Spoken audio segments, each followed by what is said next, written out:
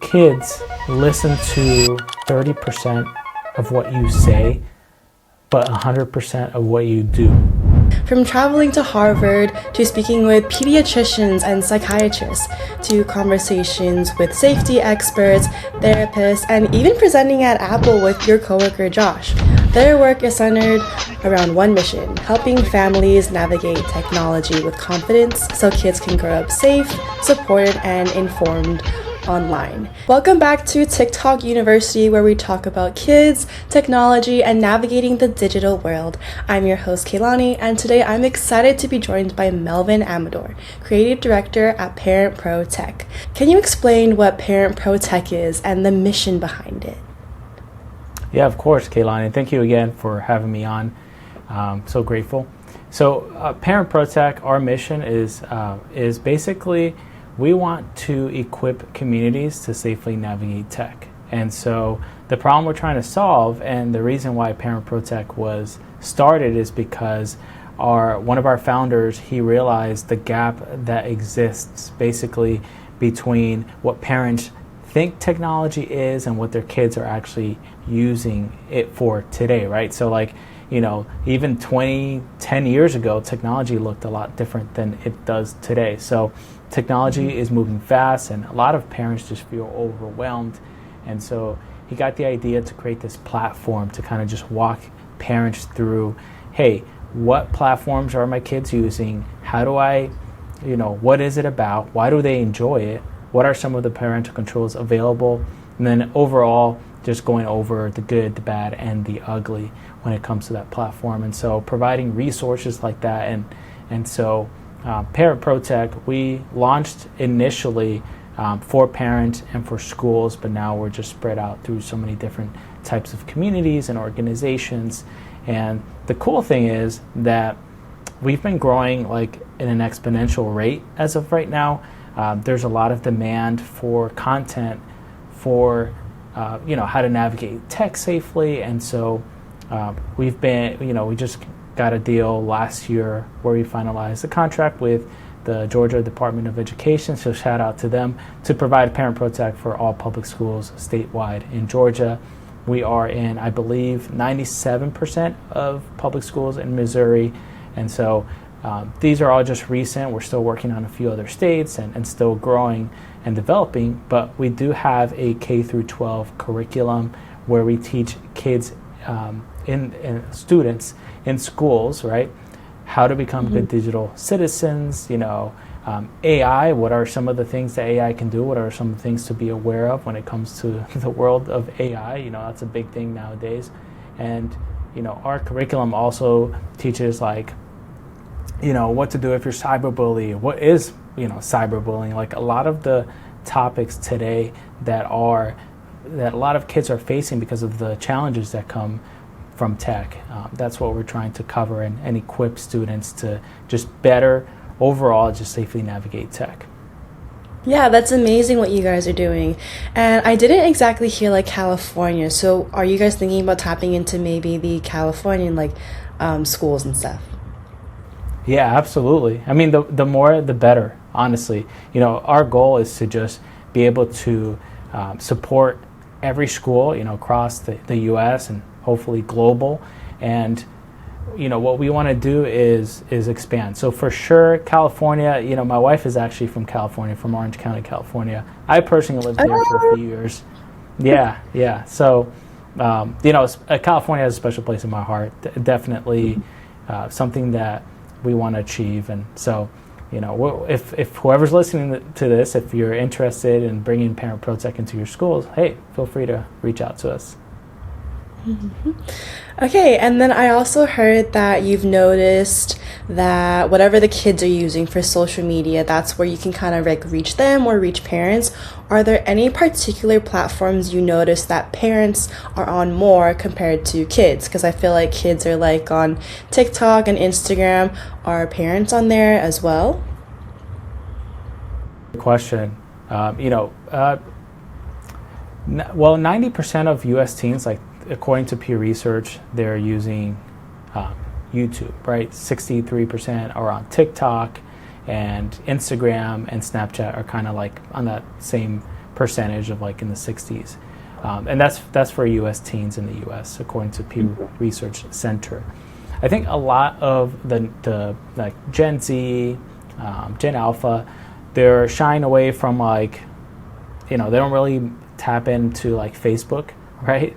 Like Facebook is more of like, an older person thing, not like I'm a millennial. So when I was in high school, like Facebook was, the equivalent to like TickTok or the equivalent to Instagram.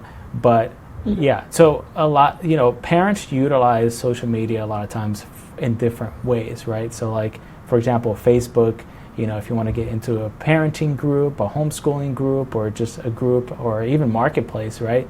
That's what you're kind of like leaning into social media, whereas kids are more like, hey, I want to consume content that is, relative to where they're at in life, whether it's like, comedy, whether it's fashion, or whether it's they want to, talk to their peers on social media. So I think Facebook is, to answer your question, is one of the biggest ones that we see, like kind of a gap between what parents are using and what kids are using.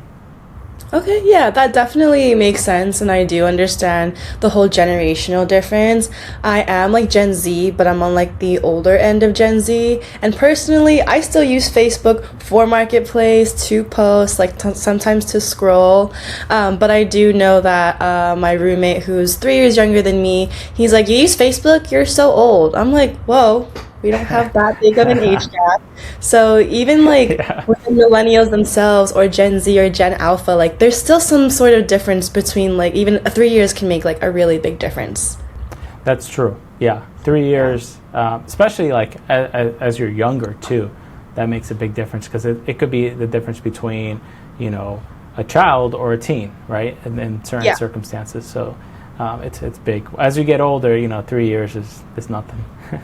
What led you into family and technology space? Because I do know you have like a wife and a family of your own. So was there like a defining moment or something that surprised you?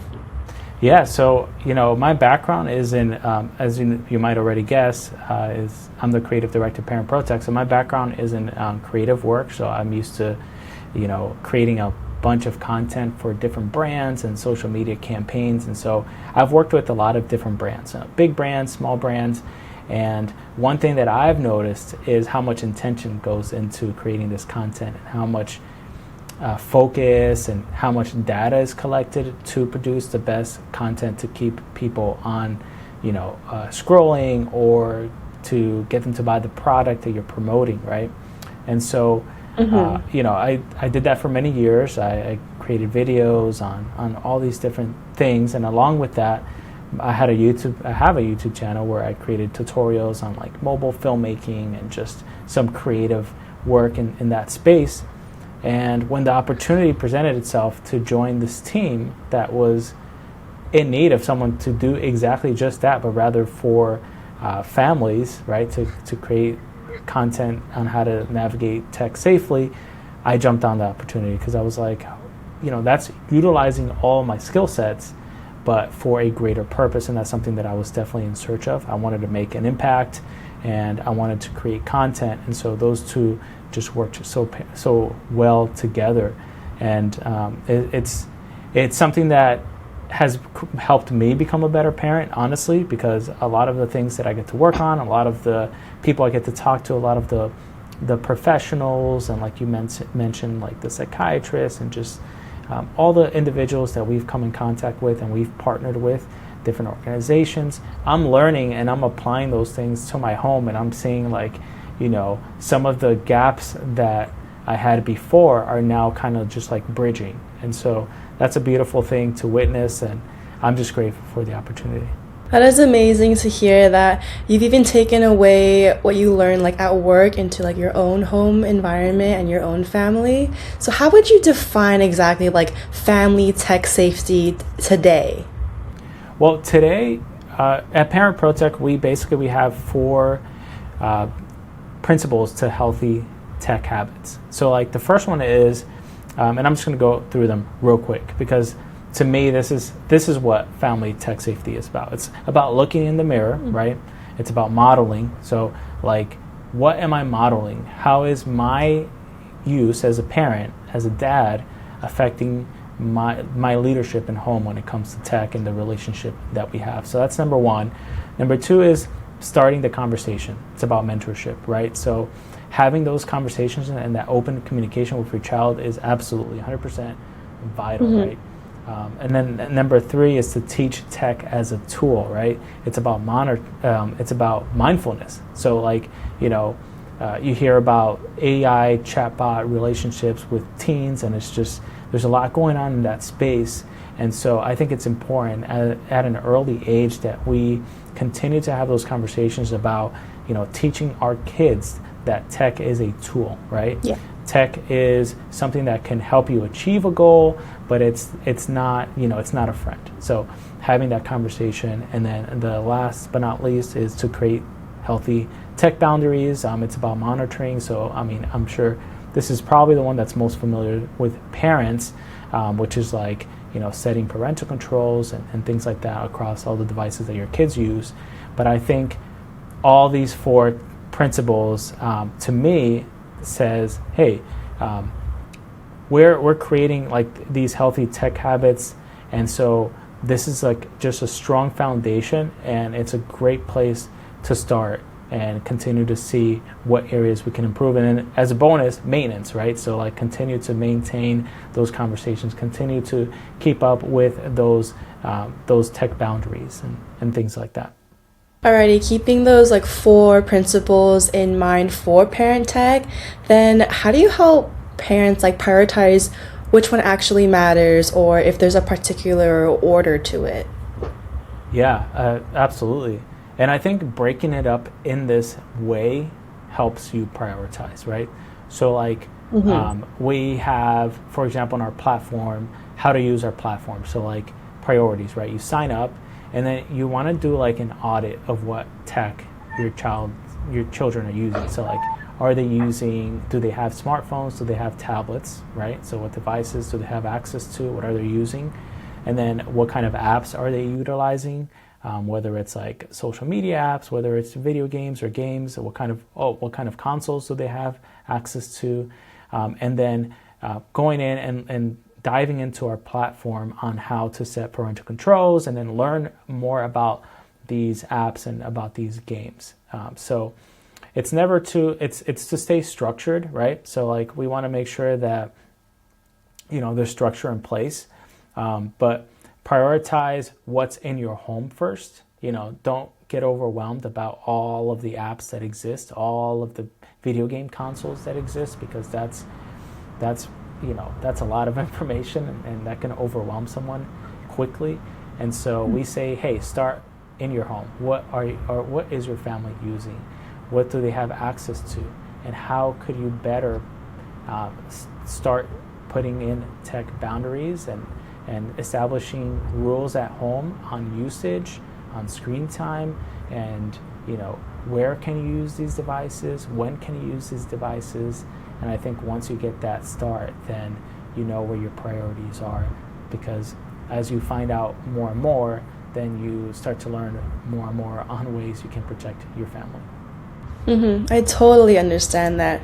And we actually had a previous podcast with a teacher who's had 20 plus years of experience. She also is my mom, so she raised me in a interesting age where I still remember her having a flip phone, and I grew up with a Wii, I grew up with a Nintendo DS. I didn't have a phone until middle school, and one thing she actually mentioned about families and technology is that she feels like there should be full transparency, like letting your kid know, okay, I'm going to check like your history and what you're doing just in case, to be safe, because there are predators out there, or there's individuals out there that could try and take advantage of a kid. And she even mentioned that high school seniors and juniors, she literally said this word for word, if we give them a killing machine such as a car, then they should be able to be at that like responsible level and maturity level to be given a phone. So she also said that phones should actually have an age limit, and I'm wondering what your thoughts are on that. She makes a valid point. I think when it comes to phones and having age limits with that, every family is different, right?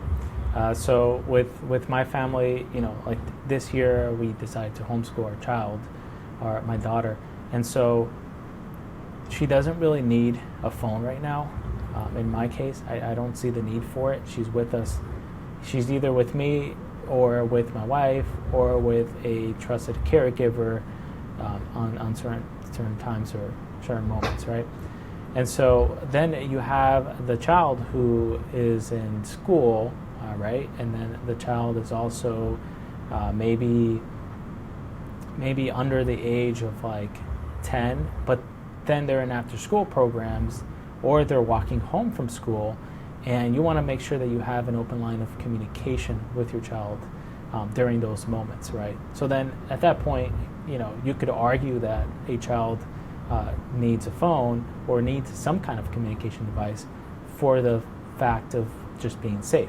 Now, here's the thing, you don't necessarily need to buy an 8-year-old the iPhone 17 Pro Max with 1 terabyte storage, right? Which is probably what they're going to ask for, because they're going to want the best and they want to play all the games and everything. But I think there's an introduction where you can introduce them to tech, right? But with a device that has a child's development brain in mind. So like something like the TickTalk 5 watch, right? Which I got a chance to review a few months ago and had a great experience with it. And I was like, oh, this is pretty cool, because it's not going to get my child addicted, right? It's basically for communication. I want to be able to communicate with you. I want to be able to send messages, and if I want to see where you're at, I can pinpoint your location, or we can video chat. Things like that would make it essential for filling in those gaps, right? And then on top of that, you have a older teenager who maybe they're like, oh, I think I'm ready for a smartphone, and I think you have to ask them, or you have to ask yourself, and then have that conversation with your child about some of the things that you could potentially be exposed to. If you give your child an iPhone and you don't set restrictions, or you're not maintaining that that supervising or that maintenance in regards to like monitoring, then what's that going to look like? How is that going to affect your child mentally, right, and their developing brain?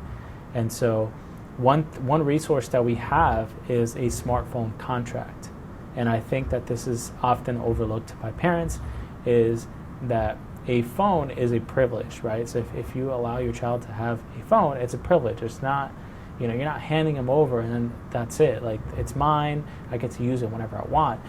We need to, as parents, set the expectations prior to handing them the devices. So that's why I think having a smartphone contract, a physical paper contract that you print out and you both sign with all of the expectations we have filled out.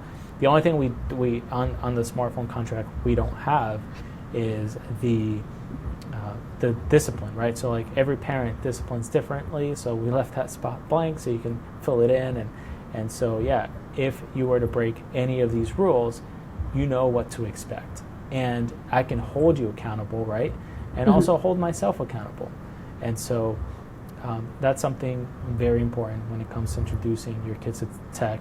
But at the end of the day, I always say delay as much as you can for the sake of your child's developing brain, because no parent has ever said, I wish I would have gotten my child a smartphone sooner, right? They usually say the opposite. They're like, I wish I would have waited longer. And so I'm with you. I didn't receive my first, actually I didn't get a cell phone of my own until I was freshman in high school. So when I was a freshman in high school, I actually got a cell phone. It was a flip phone. It was T9 texting. It was 10 cents a text. So it was a much different time.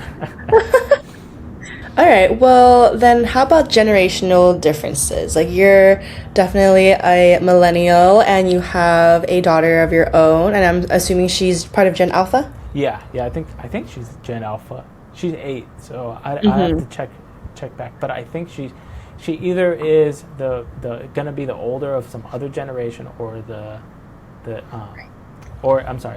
older of the Gen Alpha, or the younger of another generation. But yeah, I think she's Gen Alpha.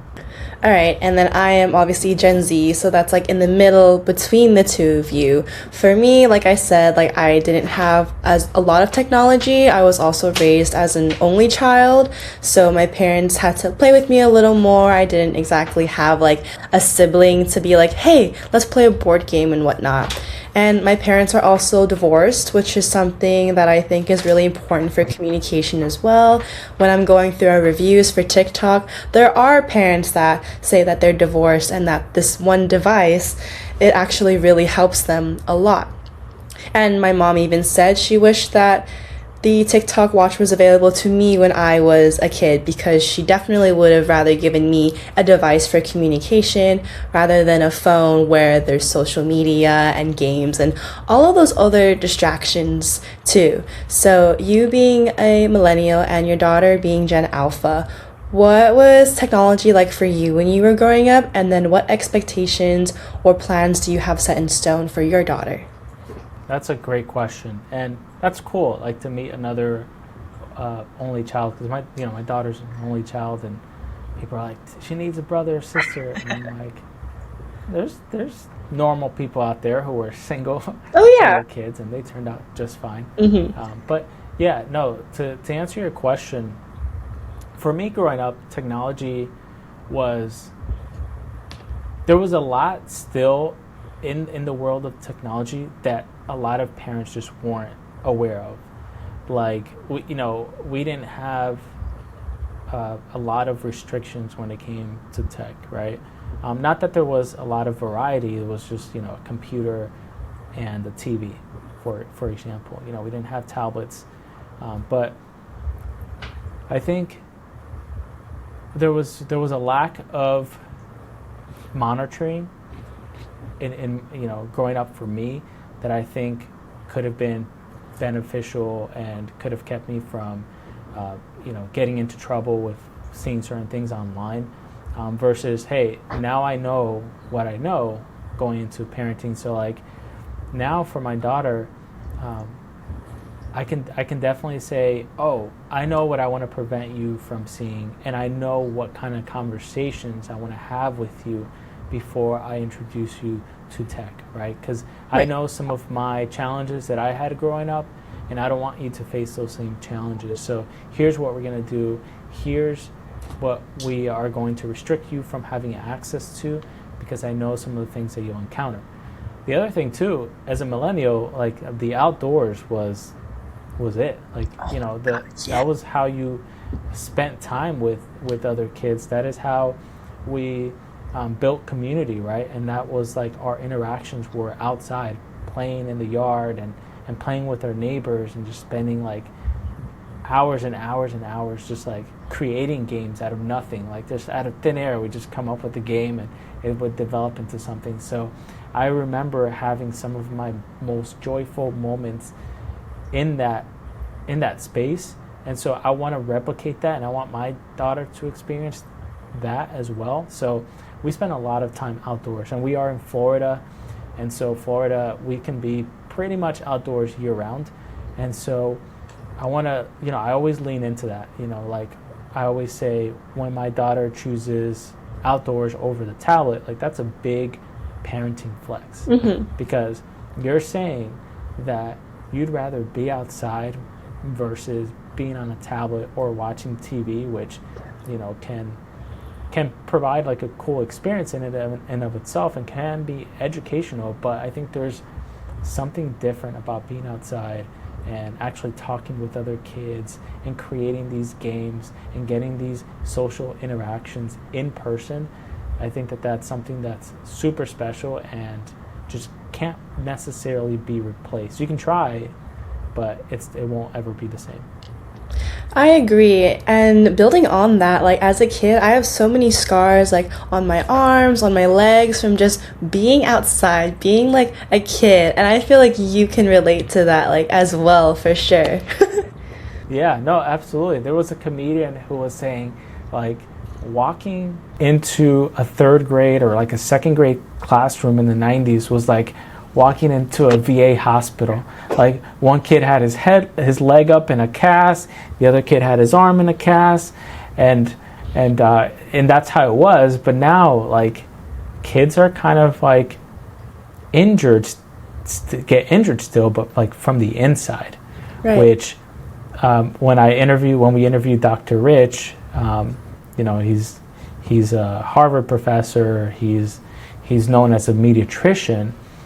He said that he would much rather fix a broken arm than fix a child who's suffering from, anxiety or something internally caused by, whatever challenge they're facing in life. So it's just a reality of things. And we see more and more kids who are suffering like anxiety, depression, and even the former U.S. Surgeon General has said that 3 or more hours a day on social media results in double the risk of anxiety, right, and depression. So, those are some of the challenges that we face, and as a fellow millennial, and I'm sure you as a Gen Z, like, go outside, touch some grass. Oh yeah. Get into a game with other kids and just encourage that, because solving those, like building that foundation is going to serve you well for the rest of your life. Mm-hmm. I agree. And is there like a particular resource or practice besides like touching grass that you wish parents knew about? One real easy one that I feel like is overlooked by a lot of parents is to just use the tech, right? Use the tech, use the games, use the apps that your kids are on. And you'd be surprised like what you find out. You'd be surprised how fun it is. Because like, for example, if your kid is playing Roblox but you never jumped in it and played for yourself and see it for yourself, like you won't understand how to have that conversation with the child. So like on our platform, we have conversation starters, and we have what we call a ProTech score, where we just score the platform, the game, and just kind of go into different categories. And so with that, you can understand better what kind of impact the game or the platform can have on your child's brain, and what kind of parental controls are available. So we just give it an overall score, and what kind of content could they come across. Mm-hmm. And so that's one of the things, is like, I know we're busy as parents, but if you take that just like 30 minutes in a week to play the game that your child's playing, and I'm a big advocate for conversations and open communication with parents, between parents and children and caregivers.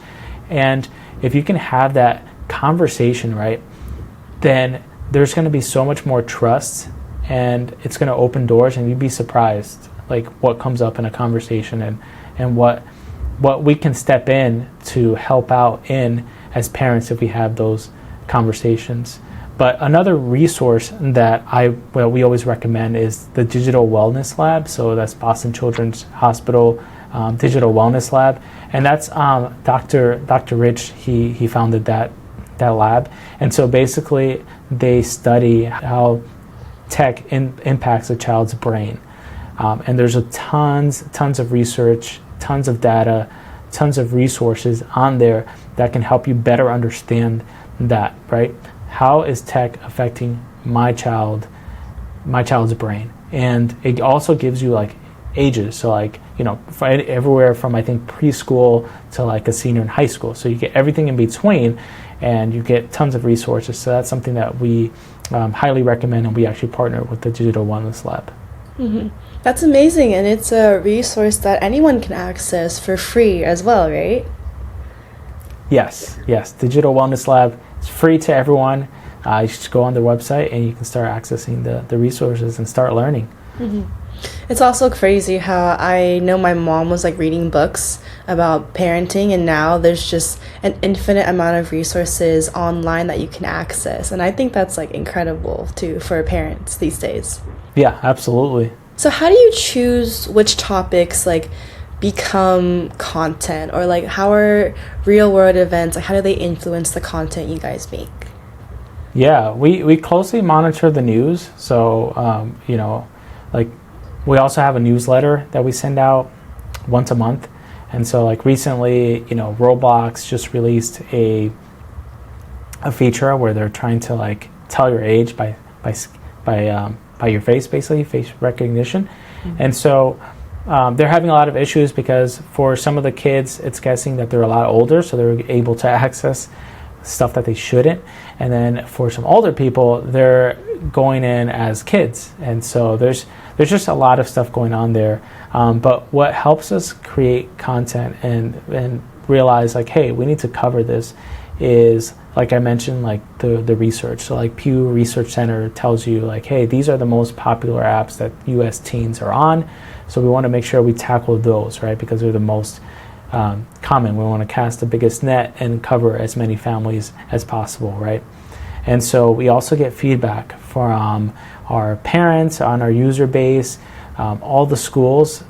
We also get feedback. We have a feedback form or a comment box that educators and parents can leave feedback and kind of reach out to us, right?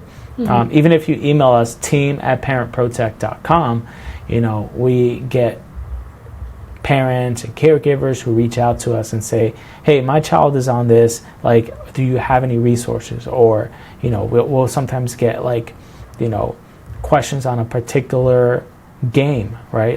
Or a new release game, or people asking like, hey, what's this game about? How can we set up parental controls? Like, what is it safe? So we get those questions a lot, and that kind of helps our team determine, hey, what do we need to cover? And what do we need to talk about, and let's dive in. We're also in the midst of creating, and hopefully this year, Q1 or Q2, we're able to launch like a student council board. So like we want to have like the inside, like what are the kids actually, have maybe like five or 10 students who are in the trenches basically. And we want to hear from them and like, hey, what do you think would be beneficial to cover, and what are some of the questions that you guys have? And so we also want to advocate for that as well. That'll be really interesting because there's no perspective like a kid's perspective. They see things differently. Sometimes they're a little like ignorance is bliss. They don't know exactly what's going on, but they're still really smart and they're very blunt. They'll always tell you the truth about like what's going on. Oh, and you said that hopefully during Q1 or Q2 you can talk to kids that are younger. You and Josh have interviewed college students and then activists and doctors. What's one takeaway that really stayed with you? Did you notice something like in common between all of them, or something that was really different? Yeah, I mean, in common, I noticed that they really have a heart for the youth, right? They really have a heart for helping kids just safely navigate tech. They want to make sure that they are healthy, right, when it comes to like tech usage. And so that was really inspiring to see. One thing that Dr. Rich said that really stuck to me was that kids listen to, I want to say he said like 30% of what you say, but 100% of what you do. So I thought that was really good. So I'm like, I've experienced that. As a parent, it's like, you tell your child to do something, or, you tell them something multiple times, and it's like, are you even listening? Like, are you hearing me? But then you do something that you had called them out on, right? Or something that they recognize is like, I don't know, this is very hypocritical, then they'll call you out on it, right? If I'm on my phone 8 hours a day, or if I'm on, watching TV all day or whatever, your kids are watching, even when you don't realize it. And so Dr. Rich was trying to make the point of like modeling safe tech use is so crucial, because kids observe that a lot more than what we actually say, right? And so if we're going to walk the walk, if we're going to talk the talk, we got to walk the walk, right? Essentially. So very much so, like monkey see, monkey do. And I feel like when you are a kid, you only really know your parents. Like, you really look up to them. You take on like their mannerism and all of those other actions, and that really shapes them until they're old enough to kind of like form their own perspectives and opinions as well. So I really like how he's put that. And I'm guilty of not listening to my mom. I think we all are. I think, as well. So, oh yeah. Yeah, no, absolutely. Absolutely. Even when it comes to our content, one thing that I wanted to add is that we also partner with like different organizations. And so like we just recently partnered up with A21, which is like a human trafficking campaign. And so we after discussing with them, we saw a need for content that was tech related when it comes to human trafficking. Like, who are you trusting when it comes online? Like, do you actually know this person on Instagram? Do you know this profile? What are some of the ways predators are utilizing social media to gain access into your life, to try and get in contact with you? And so we put our heads together, our team, their team, and so we created some content on like human trafficking for parents, but also for students as well. So very excited. We just released that last week, and so it's really new content, but it's very important because human trafficking is something real that's affecting the globe. And so we want to make sure that we step in and not just educate parents, right, to prevent this. We want to also reach the students as well. So that's another thing that influences our content is some of the partners we have. It really helps with exposure, and I feel like reaching out to students, like they are the future and they're going to be determining a lot of our things. So if they learn about everything now, then when they're older, maybe things will like be able to change. Yeah, that's the goal. I hope so. How do you measure whether your content is actually like helping families? Is there a certain feedback that matters the most? We want to make sure whatever content we put out is actually what parents need, right? So we take feedback very seriously. We're always constantly asking for feedback. I mean, that's the only way, one of the ways you get better, right? And so, like I mentioned earlier, our platform has a feedback section, so we want to hear back, and we also have sent surveys as well. If certain content is getting more plays than other content, that means that it's something that's being sought after, right? Highly sought after. So like games, right? So like Roblox, that's a very popular game. They've got millions and millions of daily users on that platform in it and of itself. And then you have Minecraft, and when we do presentations throughout the year all the time. So we actually get to go out into the field and talk to parents and get their feedback. So like, I mean, we do presentations all the time.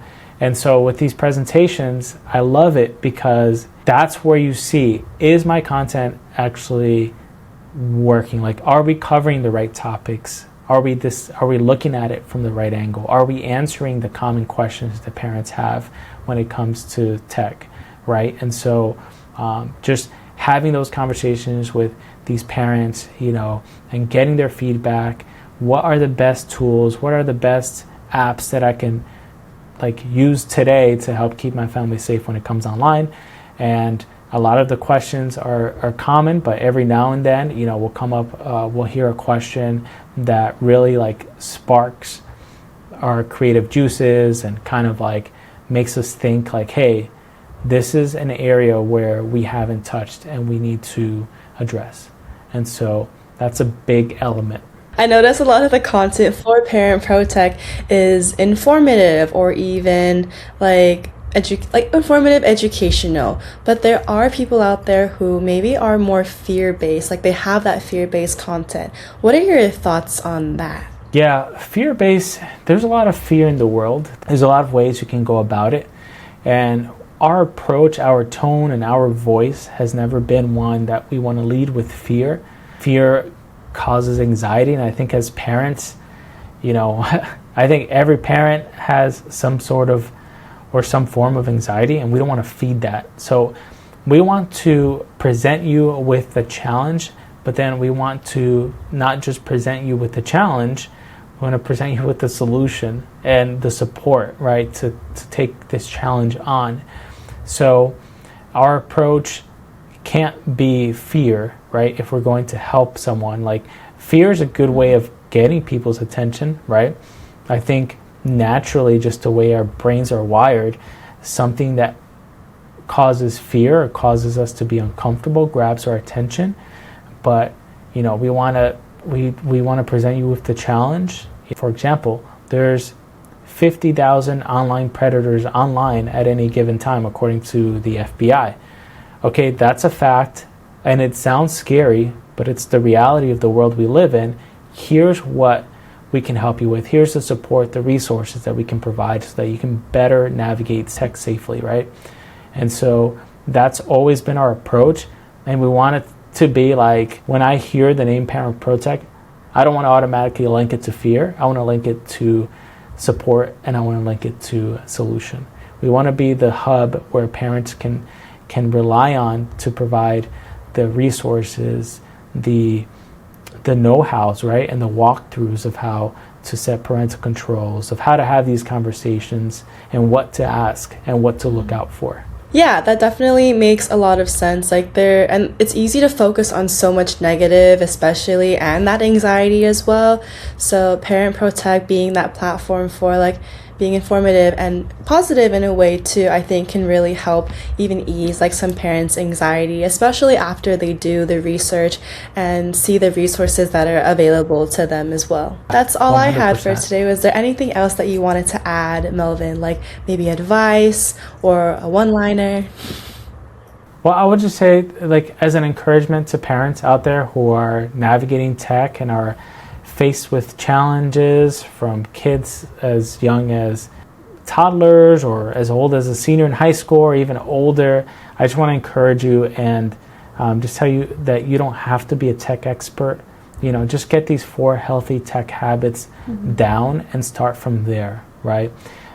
I don't know every single app that exists, and it's kind of like a constant game of whack-a-mole. You secure one device or one app, and then another one pops up. So I think just having those 4 healthy tech habits, having that strong foundation, will play a big fundamental role in your child's health and in your family's health when it comes to tech. And we're all figuring this out for the first time, right? A lot of these issues that are tied to AI and are tied to gaming and social media, a lot of this stuff is still relatively new. So we're in this together, and if there's any way that we can support you, feel free to reach out to us. Just email us, team@parentprotech.com, and we'll be happy to chat. Well, it was great talking with you, Melvin, and I wish you the best of luck with ParentProTech. Thank you so much, Kaylani. I wish you the best with TickTalk. What you guys are doing is awesome, and I'm just excited for what's to come.